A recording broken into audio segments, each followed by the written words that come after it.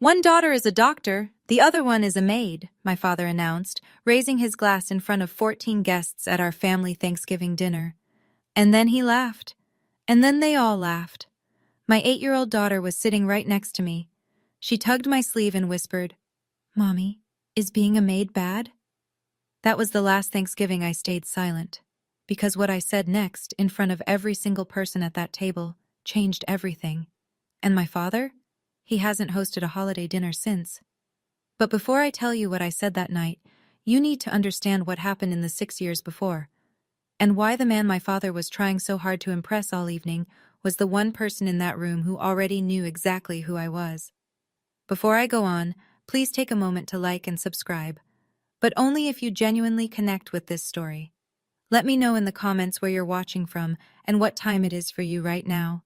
My name is Thea O'Neill. I'm 31 years old. I'm a single mom, and for the past 6 years my family has called me the Maid. Now let me take you back to the spring of 6 years ago, the week I moved home with nothing but 2 suitcases and a 2-year-old on my hip. The drive from Richmond to Millbrook takes about 2 hours if you don't stop. I stopped 3 times because Lily kept crying. She was 2. She didn't understand why Daddy wasn't in the car. Honestly, neither did I. My ex-husband left on a Tuesday, cleared the checking account on Wednesday, filed from his mother's address on Thursday. By Friday, I was standing on my parents' porch in Millbrook, Virginia, holding a diaper bag and whatever dignity I had left. My father opened the door. He looked at the suitcases, then at me, then at Lily. "The cottage out back is empty," he said. "This is temporary. Don't turn it into a habit." No hug, no, "Are you okay?" Just terms. The cottage was 300 square feet. 1 bedroom, a kitchenette, a bathroom with a shower that ran cold after 4 minutes. But it sat on my parents' land, and there was no lease, no paperwork, just my father's word. At the time, I didn't think that mattered. Within a week, I was knocking on doors, cleaning houses, $15 an hour, cash, while a neighbor watched Lily. I scrubbed bathtubs, mopped hardwood, organized pantries for women who had the life I thought I'd have by now. That same month, Meredith, my older sister, finished her dermatology residency. My parents threw a dinner for 20 people. I showed up late because I was still wiping bleach off my hands at a client's house across town. Richard, my father, didn't miss the chance. He stood at the head of the table and said, loud enough for every guest to hear, "Sorry, Thea's late. She was scrubbing someone's bathtub." Everyone chuckled. Meredith looked away. I sat down and didn't say a word. That was the first time. It would not be the last. The thing is, the jokes didn't start when I moved home. They started long before I ever left. Growing up, Meredith was the one who got SAT tutoring, AP summer camps, college visits to Duke and UVA. When she got accepted to medical school, my father took out a second mortgage to cover her tuition. Every penny, no hesitation. When it was my turn, he sat me down at the kitchen table and said, "Community college is plenty for someone like you." Someone like me. I still hear that phrase when I close my eyes. I went to Blue Ridge Community College. I paid for it myself, waitressing, babysitting, cleaning the church on Sundays. I graduated in 2 years with honors. Nobody came to the ceremony. Every Thanksgiving, every Christmas, every Easter brunch, my father would introduce us the same way. "This is my daughter, Dr. Meredith O'Neill Hartley." Then he'd turn, almost as an afterthought, "And this is Thea." Not Thea, who graduated with honors. Not Thea, who's raising a child on her own. Just Thea. My mother never once corrected him. When I brought it up, Patricia would sigh and press her fingers against her temples. "Your father just wants the best for both of you. Don't be so sensitive." Here's what nobody at those holiday tables knew.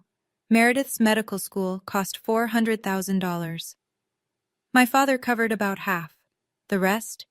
Federal loans. $180,000 in debt that Meredith was still carrying, silently, invisibly, while everyone called her the successful one. But at the O'Neill table, image was everything, and my image had already been decided for me. At least, that's what they thought. It happened the way most things happen when you're desperate, not with a plan, with a pattern. By my second year back in Millbrook, I'd cleaned over 60 homes, and I started to notice something. The Shenandoah Valley was full of vacation estates, big properties owned by people who lived in D.C. or Richmond and visited maybe 4 times a year. These houses needed more than cleaning. They needed managing. Groundskeepers, maintenance schedules, guest turnover. Somebody who could walk a plumber through the front door at 7 a.m. and lock up after the caterer at midnight. Nobody was doing it well. I filed for an LLC, built a website at 2 in the morning while Lily slept, named the company Magnolia Estate Services. It sounded bigger than it was, which at the time was just me and a second-hand laptop. I signed my first 3 property contracts in the same month. Not huge, but real. I told my mother. I was excited. I said, "Mom, I just signed 3 clients. I'm building something." Patricia nodded. "That's nice, honey. Meredith just got invited to speak at a dermatology conference in Boston." I stood in the kitchen holding my phone with the contract confirmations still open. And I understood, completely, finally, permanently, that nothing I built would ever register in this house. I could cure cancer, and my mother would ask if Meredith had cured it first. That night, after Lily was asleep, my phone rang. An unknown number with a 540 area code. "Hi," the voice said. "I'm Gloria. I'm your father's sister, and I think we need to talk." I almost dropped the phone. Because in this family, Gloria Ashford was a name you didn't say out loud. My father had a sister, past tense, at least in his version. Gloria Ashford divorced her husband 10 years before my call. In a town like Millbrook, where the Rotary Club still opened meetings with a prayer and couples who separated moved to different counties. That was enough to become a scandal. But Gloria didn't move. She stayed. Opened an antique shop on Birch Street. Lived alone and liked it. Richard cut her off completely. Told us she was a disgrace to the family name. I hadn't spoken to her in a decade. "I heard about you from a mutual client," Gloria said over coffee the next week. Her shop smelled like cedar and old books. "A woman whose lake house you manage. She couldn't stop talking about you." Small towns. Everyone knows someone who knows someone. Gloria didn't waste time. "I want to invest in your company. $15,000. Not a loan, equity. Because somebody should have believed in you a long time ago." I stared at her. 15,000 was more than I'd made in the last 3 months combined. "I'm not doing this to spite your brother," she added, like she could read my mind. "Then why?" "Because I know what it's like to be erased from a family for choosing your own life." She set her cup down. "Sound familiar?" I took the money, hired 2 part-time employees, started running operations like a real company instead of a one-woman scramble. Before I left, Gloria said something that stayed with me. "Family should be a safe place, Thea, not a cage." Then she paused. "There's something I know about your father that you don't, but not yet." I drove home with more questions than answers. And a check that would change everything. 2 years. That's how long the quiet lasted. By 27, I had 5 employees, 8 properties under contract, and a growing reputation in the valley. Magnolia was still small, but it was real. I reinvested every dollar, bought a proper work van, printed business cards with a logo Lily helped me pick. A white magnolia on dark green. I was still living in the cottage, still on my father's land, still without a lease. That's when Richard decided to remind me. It was a Sunday dinner, the only kind my parents hosted where they didn't invite an audience. Meatloaf, mashed potatoes, Meredith and Donald across the table, Lily coloring in the corner. Midway through the meal, Richard set his fork down. "That land out back is worth something now," he said. Casual, like he was commenting on the weather. "I might need to rearrange things." I looked up. "Rearrange things how?" "Don't worry about it. Just know that nothing is permanent." The room went quiet. Meredith stared at her plate. Donald took a long drink of water. Patricia busied herself with the salt shaker. Nobody said a word. Because in this family, when Richard made a statement, it wasn't a conversation. It was a verdict. Later that night, after Lily was in bed, Patricia called me. Her voice was strained, halfway between apologetic and instructional. "Someone came to look at the property last week," she said. "A developer." My stomach dropped. What developer? I don't know the details. Your father handles these things. A pause. It's probably nothing. I shouldn't have mentioned it. She hung up. I sat on the edge of my bed in the cottage, on land I didn't own, in a house with no lease, and felt the ground shift beneath me. I started looking for a rental. Something near Lily's school, something I could afford. The problem with Millbrook is that it's a small town with a tight housing market. 3-bedroom rentals near Jefferson Elementary? Almost non-existent. And the ones that were available cost twice what I could swing without pulling money out of the business. Patricia found out within a week. In a town this size, the realtor I called was her friend's daughter. The phone rang at 8 in the morning. You're looking at apartments? Patricia's voice was shaking. You're going to take Lily away from us? Mom, I'm not taking anyone away. Your father will be devastated after everything we've done for you. I wanted to ask what exactly they'd done, but I didn't. That evening, Richard called. No preamble. You move out, you're on your own, completely. His voice was flat, factual. Don't expect us to babysit Lily on weekends. Don't expect Thanksgiving invitations. Are you serious? I'm being practical. He knew exactly where to press. Lily called my parents every night before bed. She drew pictures of Grandpa's garden. She counted the days between visits. Cutting that connection wasn't something I could do to my daughter, and he knew it. So I stopped looking. I wasn't staying because I was weak. I was staying because leaving at the wrong time would have cost me everything I'd built. In a small town, Richard O'Neill was respected. If I left, he'd frame it as abandonment. The ungrateful daughter who took our granddaughter away. That narrative would reach every potential client within 20 miles. I needed to be strong enough that when I finally walked out, I wouldn't need anything from him. Not his land, not his babysitting, not his version of the story. That day wasn't here yet, but it was coming. The cracks started showing in Lily first. Her teacher called me in on a Wednesday. Mrs. Patterson, kind woman, 20 years in 2nd grade. Lily's been quiet at lunch, she said. The other kids asked what her mom does for work. She didn't answer. She just shrugged and looked away. I sat in that tiny plastic chair and felt something inside me splinter. My daughter, 8 years old, already learning to be ashamed of me. That night, I tucked Lily in and she asked, Mommy, do you like your job? I love my job, baby. Then why does Grandpa always say it funny? I kissed her forehead and turned off the light. Then I went to the kitchen, sat at the table, and stared at the wall for an hour. This wasn't about me anymore. Richard's jokes, his little performance at every holiday, they were seeping into my daughter's bones. She was 8, and she was already learning that her mother wasn't worth being proud of. That same week, an opportunity landed in my inbox. A new luxury development in the valley. 12 vacation homes, full-service management contract. The owner was looking for a single firm to handle everything. Annual value, $340,000. Enough to double my revenue.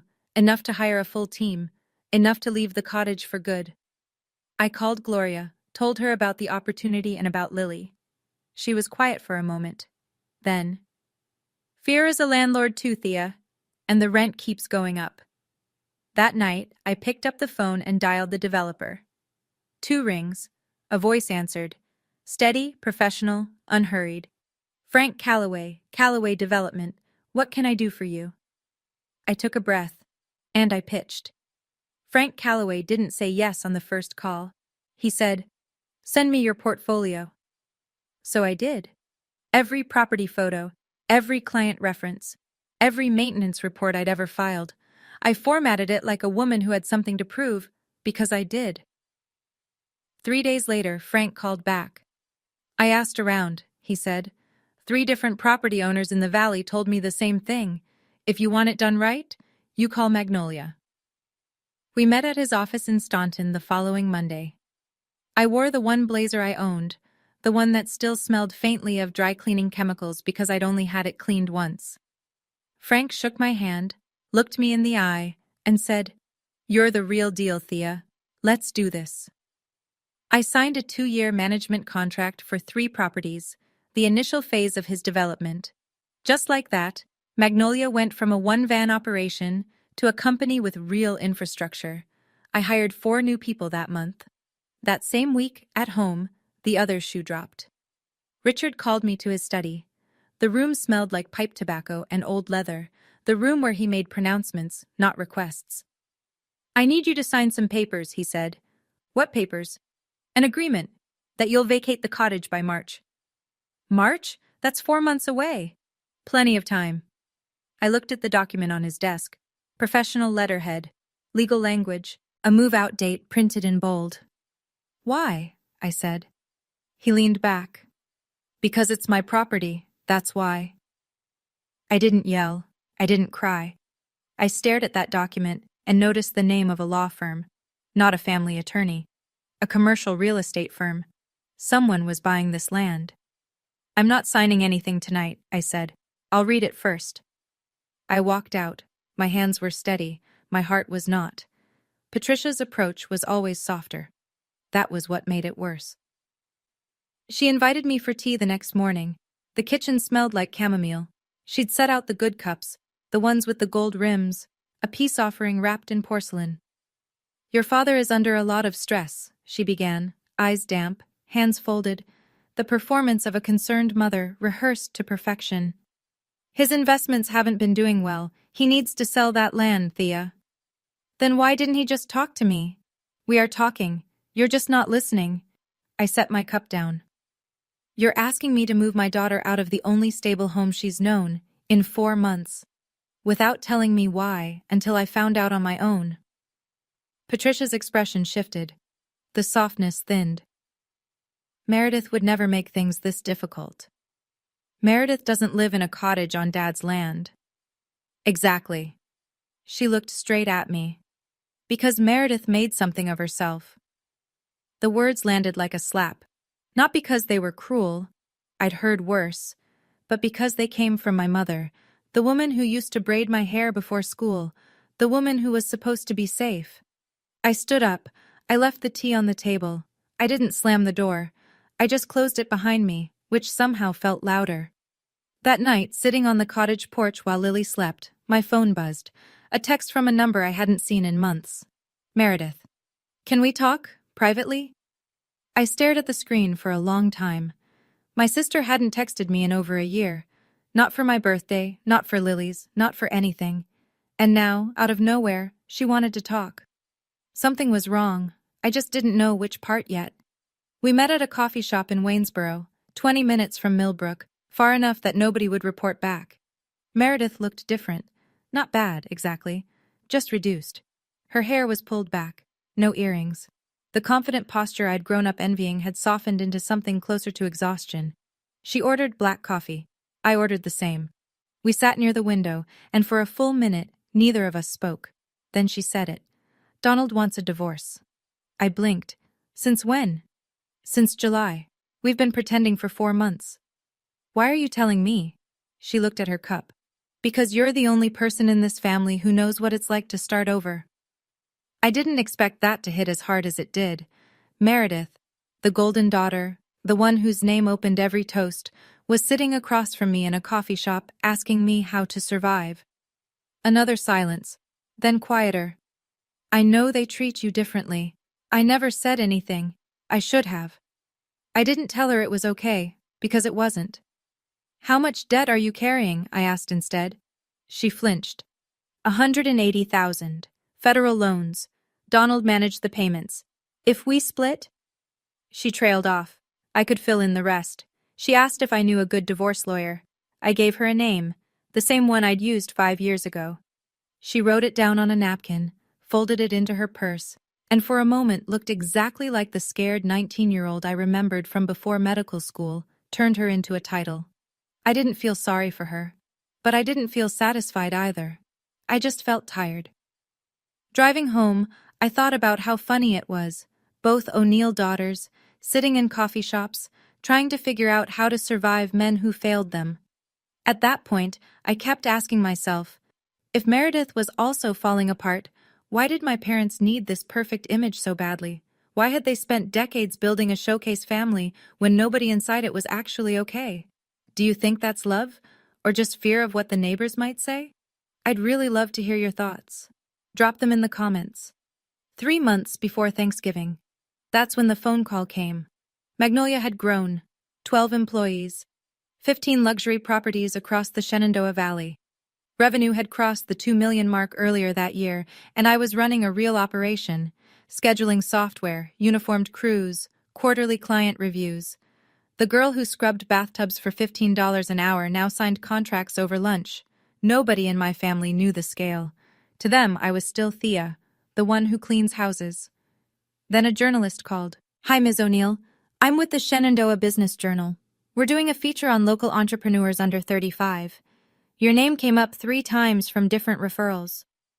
3 different people had recommended me. Not Meredith, not my father's Rotary contacts. Me. I agreed to the interview on one condition. "Please don't mention my family or my personal background.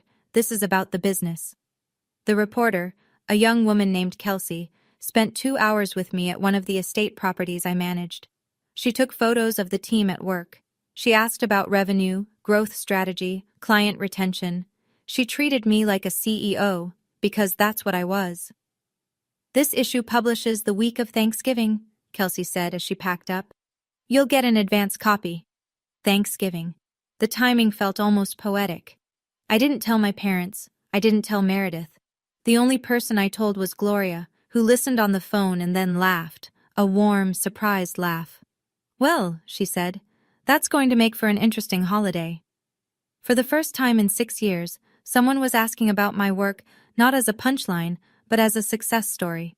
And I carried that feeling quietly, tucked inside my chest like a lit match in a dark room. Waiting.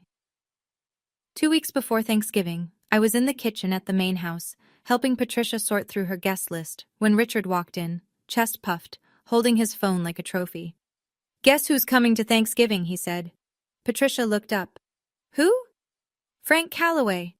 He said the name like he was announcing royalty. Frank Calloway, owner of Calloway Development Group, the biggest residential developer in the Shenandoah Valley. Richard had been circling Frank for months, trying to finalize the sale of his land. "This is my shot," Richard continued. "Calloway at our table. Good food, good wine, good impressions. By New Year's, the deal is done." I stood at the counter, holding a serving spoon, and felt my blood turn cold. Frank Calloway. The man I had a standing video call with every Tuesday at 9 a.m. The man whose properties I'd managed for 2 years. The man who called me the most reliable operator in the region. My father had never once asked the name of my company. He'd never visited my office. He'd never Googled me. And Frank? Frank had no reason to know my maiden name, or that the woman who ran Magnolia Estate Services went home at night to a 300-square-foot cottage behind her father's house, 2 separate worlds, about to collide at the same dinner table. I excused myself, drove back to the cottage, called Gloria. "Frank Calloway is coming to Thanksgiving," I said. "Dad invited him." A beat of silence. Then Gloria exhaled slowly. "Well," she said, "this is going to be very interesting." "What do I do?" "Nothing. You don't have to do anything, Thea. The truth has a way of showing up on its own." Then she added, almost casually, "I have my own plans for Thanksgiving this year." I didn't ask what she meant. I probably should have. The Monday before Thanksgiving, my father called me to his study, again. This time the document was different, thicker, notarized on one side, a move-out agreement with a printed deadline, March 1st. "Sign this by Thanksgiving," Richard said. He didn't sit down. He stood behind his desk like a man used to towering over people. "After that, I'm involving a lawyer." I picked up the papers, read slowly. Move-out terms, waiver of claims to the property, and buried on the second page, the sale price. $410,000. Richard was selling the land I lived on, the land Lily knew as home. I turned to the last page and saw the buyer's name, Calloway Development Group. My stomach dropped so fast I thought I'd be sick. My father was selling the property to my biggest client, the same man he'd invited to Thanksgiving dinner. The same man who didn't know that the cottage Richard promised was empty had me and my daughter sleeping in it every night. I looked at Richard. He looked back. Steady, unbothered, like a man who had already won. You told Frank the cottage was empty, I said. Not a question. It will be. Because you're making me leave. Because I'm making a business decision. I set the papers down on his desk. Didn't sign, didn't argue, just walked to the door. Thea. His voice hardened. Don't make this harder than it needs to be. I turned the knob. I'm not the one making this hard, Dad. I walked to the cottage, closed the door, sat on the floor, and called my accountant. Then my lawyer. Then Gloria. Thanksgiving was in 5 days. And for the first time in 6 years, I wasn't dreading it. I was ready. Thanksgiving morning smelled like cinnamon and rosemary, and something I couldn't name, maybe dread. I woke up early, dressed Lily in her green corduroy dress, the one with the tiny embroidered leaves. She twirled in front of the mirror and asked, "Do I look pretty, Mommy?" "You look perfect." "Will Grandpa be nice today?" I knelt down, brushed a strand of hair behind her ear. "I don't know, baby, but I'll be right next to you the whole time." By 9 a.m., I was in my parents' kitchen, apron on, hair up, hands in a turkey. Same as every year. Patricia assigned the cooking to me because Meredith has to get ready. As if roasting a 20-pound bird and making 4 sides from scratch wasn't work worth getting ready for. Meredith arrived at noon. Blowout, pearl earrings, cream-colored cashmere. Donald trailed behind her, silent, carrying a bottle of wine like a man carrying his own headstone. The guests trickled in. Aunt Carol and Uncle Jim, the Warrens from 2 doors down, Pastor David and his wife Ruth, Richard's cousin Ray and his wife, 2 couples from the Rotary Club, and then, at 12:30, a black SUV pulled into the driveway. Frank Calloway and his wife Donna. Richard practically sprinted to the front door, handshake, shoulder pat. "Frank, welcome, welcome. We're so glad you could make it." Frank walked in, polite, composed.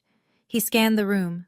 Then he saw me, standing in the kitchen doorway, apron on, hair pulled back, sweat at my temples from 3 hours of cooking. Patricia swooped in. "Oh, that's Thea, our younger daughter. She helps around the house." Frank nodded politely. A flicker of something crossed his face, recognition maybe, but it passed. He moved on to the living room, and Richard led him out the back door to tour the land. My land. Dinner started at 2 o'clock.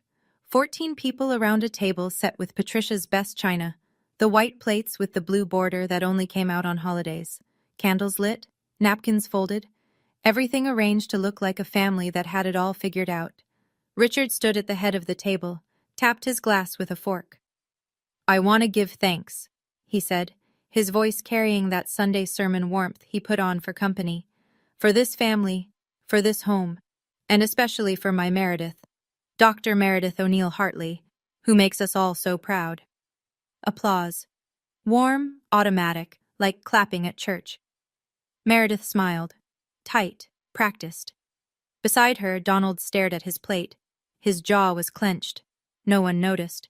Richard wasn't done. "And of course, Thea." He paused, let the beat land, grinned. "One daughter is a doctor, the other one is a maid." He laughed, that low, self-satisfied chuckle I'd heard 100 times. A few people laughed with him, Cousin Ray, Uncle Jim, the nervous, reflexive kind of laughter that fills the space when nobody knows what else to do. Most of the table went quiet. Pastor David looked down at his napkin. Ruth pressed her lips together. Donna Calloway shifted in her seat. Frank, sitting 3 chairs to my right, didn't laugh. He looked at my father, then he looked at me. Under the table, Lily's hand found mine. Her small fingers were cold. I squeezed them. Didn't speak. Didn't react. Not yet. But I felt Frank's gaze stay on me a beat longer than it should have, like a man trying to place a face, like a puzzle piece hovering just above the right slot. He hadn't connected it, not yet. But the evening was young. After the main course, after the turkey was carved and the sides were passed and everyone had seconds, Patricia stood up. She held her glass like a woman about to receive an award.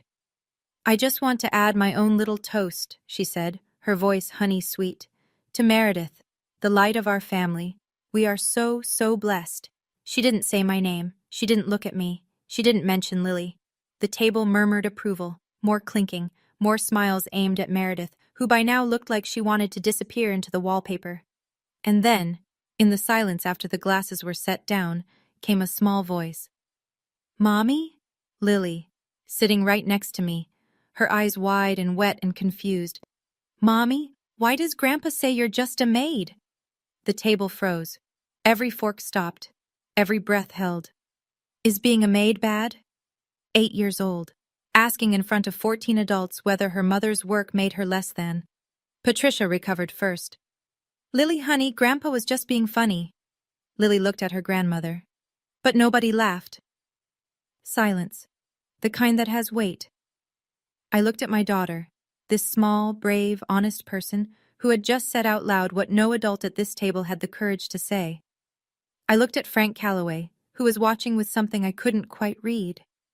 I looked at my father, still standing at the head of the table, glass in hand, smile fading, and something inside me, something that had been bent and stretched and stepped on for 6 years, for 20 years, for my whole life. Finally, quietly, broke. Not broke apart. Broke free. I set my napkin on the table, pushed my chair back, and stood up. The chair scraped against the hardwood. Every head turned. I looked at my daughter first. Then I spoke. "Lily, being a maid is not bad. Any honest work is good work." My voice was level, calm, the way I talk to clients, not the way I used to talk to my father. "But since Grandpa brought it up, let me tell you what Mommy actually does." Richard's smile vanished. "Thea, sit down. This isn't the time." "You made it the time, Dad?" I didn't raise my voice. Didn't need to. "You stood up in front of 14 people and defined me. Now I get to define myself." The room was airless. Patricia's hand went to her throat. Meredith's eyes went wide. "I started by cleaning houses," I said, looking at Lily but speaking to every person at that table. That's true. I'm not ashamed of that. But I didn't stop there. I let one beat of silence pass.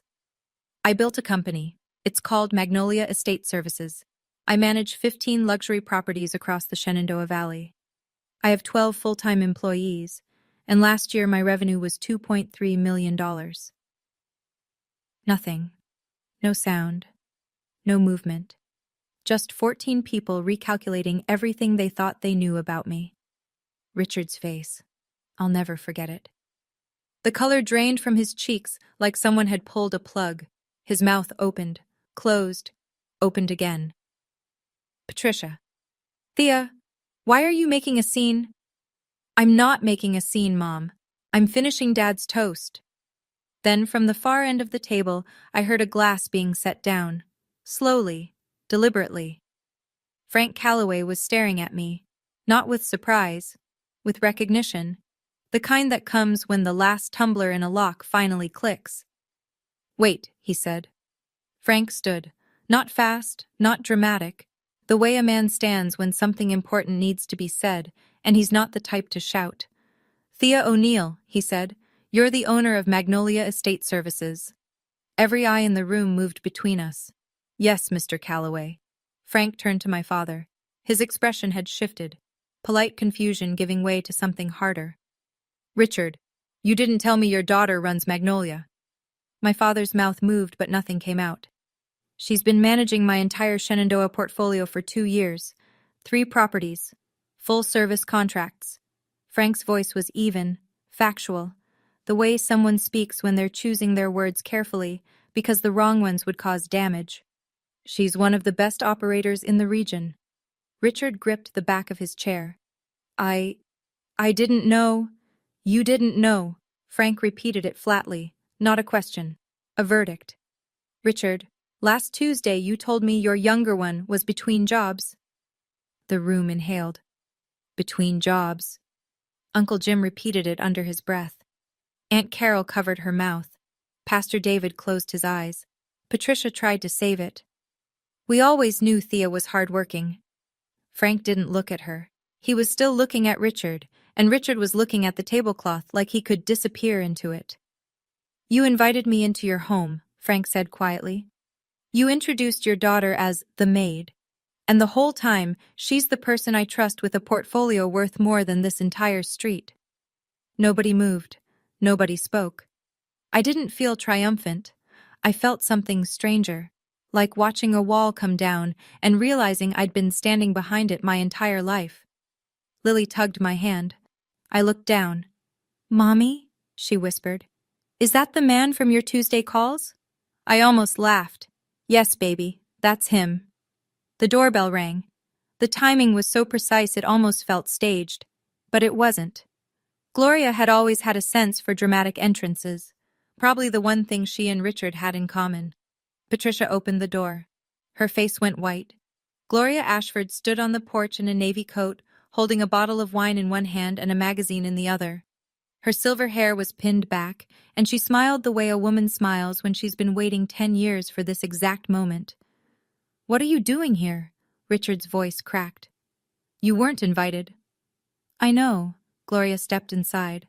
Her eyes swept the room, the frozen guests, the scattered silverware, the 14 faces that looked like they'd collectively forgotten how to breathe. "But I brought something for my niece." She walked past Patricia, past Richard, straight to the table. She laid the Shenandoah Business Journal flat on the white tablecloth, right between the cranberry sauce and the gravy boat. Then she opened it to the feature spread, a full page with a photograph of me standing in front of a stone estate, arms crossed, Magnolia logo on the van behind me. The headline, "Magnolia Estate Services, How a Single Mom Built a $2.3 million Business from Scratch." The magazine went hand to hand. Aunt Carol, Pastor David, Ruth, Donna Calloway, who read it twice. Ray's wife held it up to the light like she was inspecting a diamond. Richard stood at the head of the table and watched his carefully constructed evening disintegrate. Gloria looked at her brother, not with cruelty, but with something closer to grief. "You've been so busy being ashamed of your daughter," she said, "that you missed what she actually became." Richard said nothing. For the first time in 63 years, Richard O'Neill had absolutely nothing to say. Frank picked up the magazine, read the first paragraph, set it down. Then he turned to Richard with the expression of a man who's just had a contract renegotiated without his consent. "Richard," his voice was measured, "the land you're selling me, that's the land your daughter lives on?" Richard's jaw tightened. "That's a separate matter." "Is your daughter being displaced because of our deal?" Silence again. But this silence had teeth. I spoke. Not loudly, not with any satisfaction, just clearly. "I saw the contract on his desk last week. He asked me to sign a move-out agreement by Thanksgiving. The sale price is $410,000, and he told you the cottage was empty." Frank sat back in his chair. He rubbed his forehead with one hand. "Richard, I don't do business this way. Frank, this is a family matter. It became my business the moment you lied to me." Frank shook his head. "You told me that cottage was vacant. I based my offer on that." The table had splintered into a dozen private reactions. Aunt Carol whispered to Jim. Pastor David's wife gripped her husband's arm. The Warrens looked like they were watching a car accident in slow motion. And then, from the quiet end of the table, Donald Hartley spoke. "I'm sorry," he said. His voice was hoarse, like he hadn't used it in weeks. "But this isn't right. None of this is right." Meredith looked at her husband. For a moment, something passed between them. Not love, not forgiveness, but maybe the ghost of why they'd chosen each other in the first place. She reached under the table and took his hand. The room was in ruins. Not from yelling, not from violence, just from the truth, standing in the middle of a Thanksgiving table, refusing to sit back down. Frank stood up. He buttoned his jacket, a small, deliberate gesture that somehow said more than any speech could.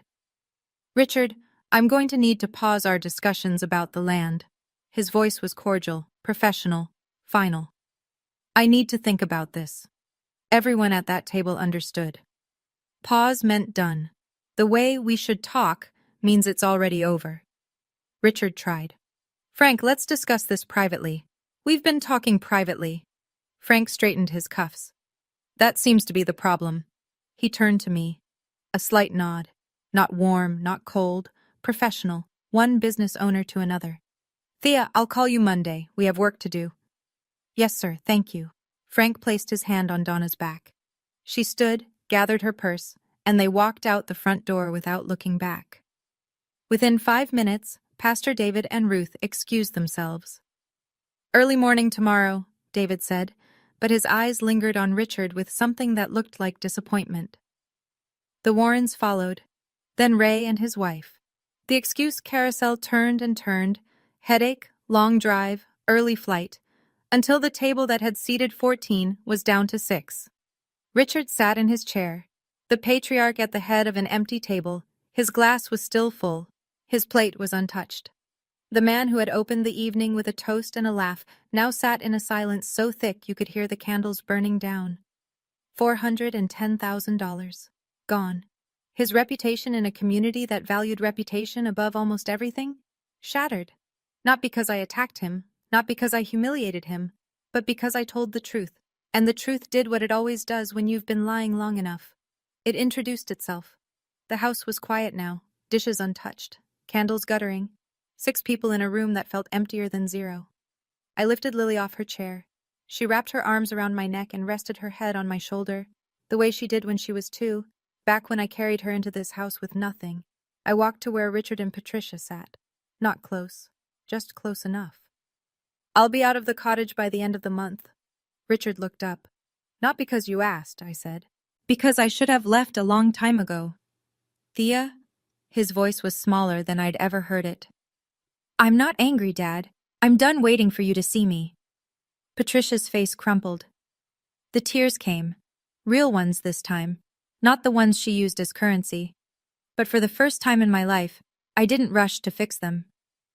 I looked at Meredith. She sat with her hands flat on the table, mascara slightly smudged, Donald's arm still touching hers. She met my eyes and nodded. Small. No words needed. I turned and walked to the front door. Gloria was standing on the porch. She hadn't come inside for the ending. She'd been waiting out here, hands in her coat pockets, watching the November sky turn dark. My living room is big enough, she said simply. Plenty of space for 2. Lily lifted her head and looked at Gloria. Are you the lady who sends me birthday cards? Gloria smiled. Every single year, sweetheart. I strapped Lily into the car seat, closed the door, sat behind the wheel. In the rearview mirror, the house got smaller, the porch light flickered. Nobody came out to wave. I took a breath, a full one, deep enough to fill every corner of my lungs. For the first time in 6 years. In a town like Millbrook, you don't need the internet. You have church. By Sunday, 3 days after Thanksgiving, the story had traveled through every pew, every coffee hour, every parking lot conversation after service. 14 guests meant 14 households, and each household told 5 more. By the time the week was out, every person who'd ever shaken Richard O'Neill's hand at a Rotary meeting knew what had happened at his dinner table. The fallout was specific and measurable. Pastor David called Richard directly. I think it's best if you step back from the fundraiser committee this year, Richard. Focus on your family. Translation: don't show your face. Patricia's women's auxiliary group, the one that organized the Christmas charity drive every December, politely informed her that we're going in a different direction with leadership this year. The woman who delivered the message told a friend, who told her hairdresser, who told me, we need people who uplift other women, Patricia. The Shenandoah Business Journal hit newsstands that Wednesday. Kelsey's article ran with my photo on the secondary cover. Within the week, 3 property owners I'd never contacted reached out to Magnolia. I read the article, each one said, like a password.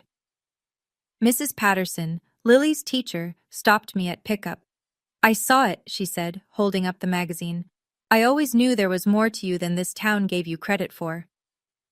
In the grocery store, at the gas station, at the post office, people looked at me differently.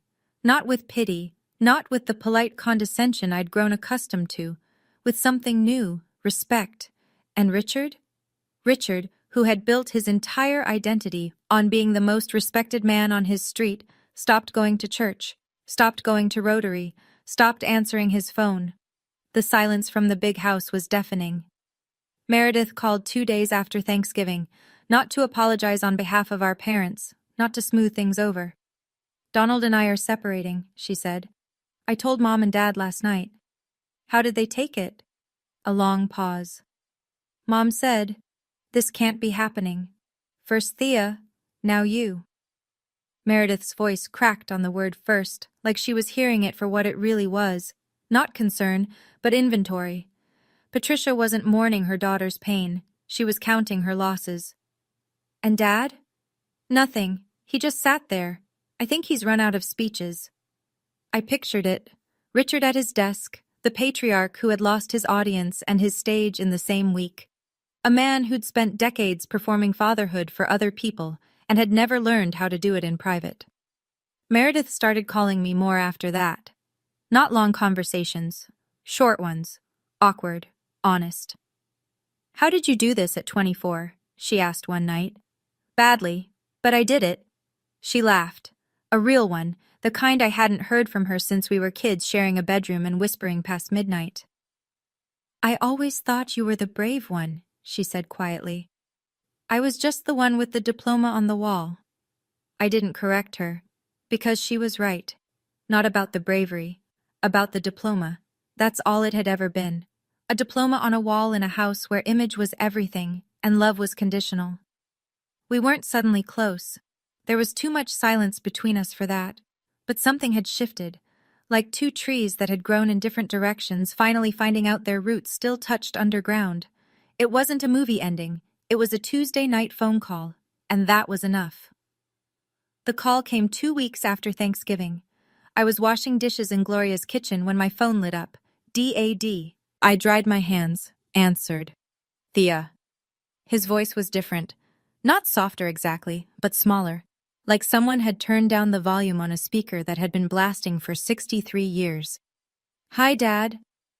"You've made your point. Can we move past this?" I leaned against the counter. "Move past what, exactly?" "The Thanksgiving thing." "That wasn't a thing, Dad. That was 14 people watching you humiliate your own daughter while she cooked your dinner in front of her child." Silence. The kind that stretches so long you can hear the other person breathing. "I didn't mean to." "You didn't mean to get caught. There's a difference." More silence. I could hear a clock ticking on his end, the old grandfather clock in the hallway, the one that had been there since I was 4. "The land deal fell through," he said, quieter now. Frank pulled out. "I know. I'm in trouble, Thea, financially." I closed my eyes. Part of me wanted to help. The part that was his daughter. The part that remembered him teaching me to ride a bike in that driveway, holding the seat until I could balance. But I wasn't going to save a man who had spent 6 years drowning me. "When you're ready to talk, really talk, I'll be here." I kept my voice steady, not cold, not warm, just clear. "But I won't sit at another table where my daughter learns to be ashamed of her mother." He didn't respond. The line went dead. I stood in Gloria's kitchen for a long time, phone in hand, staring at nothing. Lily ran through the hall chasing Gloria's cat, laughing. That sound was enough. It had to be. By mid-December, the townhouse was starting to feel like home. It was a 2-bedroom rental on Maple Street. 8 minutes from Lily's school, 12 from the Magnolia office. Not fancy. Clean. Ours. The first morning, Lily padded into the kitchen in her pajamas, holding a stack of photographs. She'd cut them from the family album I'd brought. The cottage, the garden, the main house porch. She taped one picture to the refrigerator. It was from Easter 2 years ago. Lily on Richard's lap, both of them laughing. I looked at it. My daughter had included everyone. Her grandparents, Meredith, even Donald. She hadn't erased anyone. I didn't take it down, because boundaries aren't about pretending people don't exist. They're about choosing how close they get to stand. That week, Frank Calloway called.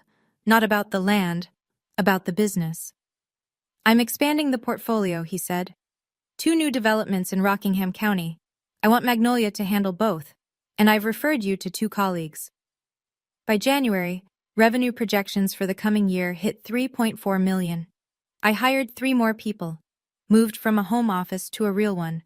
A converted storefront on Main Street, with the Magnolia logo painted on the glass. Gloria came over every Sunday. She'd bring pecan pie, sit on the living room floor with Lily, and build Lego castles that were structurally questionable but architecturally ambitious. One Sunday, Lily looked up from her castle and said, "Mommy, I told my friend today that you run a whole company. She said that's really cool." I smiled. "What did you say?" I said, "I know, she's my mom." I turned to the window so Lily wouldn't see me cry, but Gloria saw. And she just nodded. The way someone nods when they've been waiting a long time for something good to finally arrive. Meredith's divorce was finalized in February. She rented a one-bedroom apartment in Charlottesville, the first time in her life she'd lived alone. No roommate, no husband, no parents' guest room to fall back on. Just her, a futon, and a box of takeout menus. She called me the first night. "I'm terrified," she said. "How did you do this at 24? "Badly," I said. "Really badly. I burned rice for 6 months." She laughed. I laughed. It was the kind of laughter that only happens between people who've seen each other at their worst and decided to show up anyway. "Mom called," Meredith said after a beat. "She's upset that neither of us came home for Christmas." "That's her choice to be upset. We don't owe anyone a performance." A pause. "When did you get this wise?" "It's not wisdom, it's scar tissue." Meredith was quiet for a moment. Then, "You know what I used to be jealous of? Not your company, not the money." "Then what?" "The way you didn't care what they thought. I spent my whole life performing for Dad. The grades, the degree, the marriage. Every choice I made was a line in his speech. And the whole time you were just living." "I cared what they thought," I said. "I just ran out of room to show it." We talked for another hour. About nothing, about everything. Lily's school, Meredith's patience, a recipe for lemon chicken that neither of us could get right. It wasn't the sister relationship from a Hallmark movie. It was two women in their 30s learning each other for the first time without their parents' scoreboard hanging between them. It was messy. It was real. And honestly, it was the best conversation I'd had in years. The letter arrived in March. Not an email, not a text. A handwritten envelope in my mailbox. The kind with a stamp pressed slightly crooked, like someone who hadn't mailed a letter in years. I recognized the handwriting. Tight, slanted, all capitals. My father wrote the same way on birthday cards when I was a child, back when he still sent them. I sat on the porch steps. Lily was at school. The street was quiet. Inside the envelope was a single card, cream-colored. No store-bought sentiment, just 6 words in blue ink. "Thea, I read the article. Dad." 6 words. "No, I'm sorry. No, I was wrong." No explanation, no excuse, no mention of the land deal or Thanksgiving, or the years of jokes that had cut deeper than he'd ever understand. Just, I read the article. I held the card for a long time, turned it over. Nothing on the back. Part of me wanted to call him. The daughter part. The part that still remembered the weight of his hand on my shoulder when I learned to ride a bike, how he held on until I said I was ready, and how he let go exactly when I asked. But I didn't call. I set the card on the kitchen table next to a vase of magnolias Gloria had brought the day before. I didn't throw it away. I didn't frame it. I just left it there, like a door cracked open, not swung wide. Maybe it would take years. Maybe it would never come. A full conversation. A real apology. The kind that doesn't start with, "Can we move past this?" but with, "I see what I did." But my peace doesn't depend on his timing anymore. His 6 words weren't enough, but they were his first. And my peace doesn't depend on his second. I used to believe that if I worked hard enough, became successful enough, my parents would just change. Like there was a magic number, a revenue figure, a magazine cover, a title fancy enough to unlock their approval. But here's what I've learned. You can't earn love from people who aren't willing to give it. All you can do is stop letting that absence define you. If you're going through something like this, if you're still sitting at a table where you're the punchline, what have you done about it? Or what do you wish you'd done? Tell me in the comments. I'm telling you this story from the porch of my townhouse on Maple Street. It's a Thursday evening. Lily's inside, doing homework at the kitchen table, the one we picked out together at Gloria's antique shop. The magnolia logo on my office window catches the light when I drive past every morning. 12 employees became 16. Frank's referrals became long-term contracts. The magazine article led to a local business award. And last month, a woman called from Richmond. She'd found Magnolia online and said, "I heard about you from my cousin. She said you started from nothing." I didn't correct her. Because nothing isn't the right word. I started from a 300-square-foot cottage, a 2-year-old daughter, and a family that thought I was a punchline. That's not nothing. That's everything, just pointed in the wrong direction. I don't tell this story for revenge. I'm not interested in making my father look bad. He did that himself, in front of 14 witnesses, on a holiday meant for gratitude. I tell this story because somewhere, right now, someone is watching this at 2 in the morning, lying in bed, wondering if they're allowed to say enough. Wondering if setting a boundary with the people who raised you makes you ungrateful, or selfish, or wrong. It doesn't. Setting a boundary is not betrayal. It's the first honest thing you can do in a relationship built on silence. And if no one else has told you, your work matters. Your effort matters. You don't need a title or a toast or anyone's permission to be proud of who you are. Lily and I are eating ice cream on the porch steps. The sun is going down. She's got chocolate on her chin and she's laughing at absolutely nothing. This is what freedom sounds like. If this story meant something to you, hit like and share it. Not for me, but for the next person who needs to hear it. Subscribe if you want more stories like this, from real people who stood up when staying quiet would have been easier. And if you haven't watched the last video, the link's right there in the description. I think you'll connect with that one too. Thank you for being here with me tonight. Take care of yourselves. And take care of each other.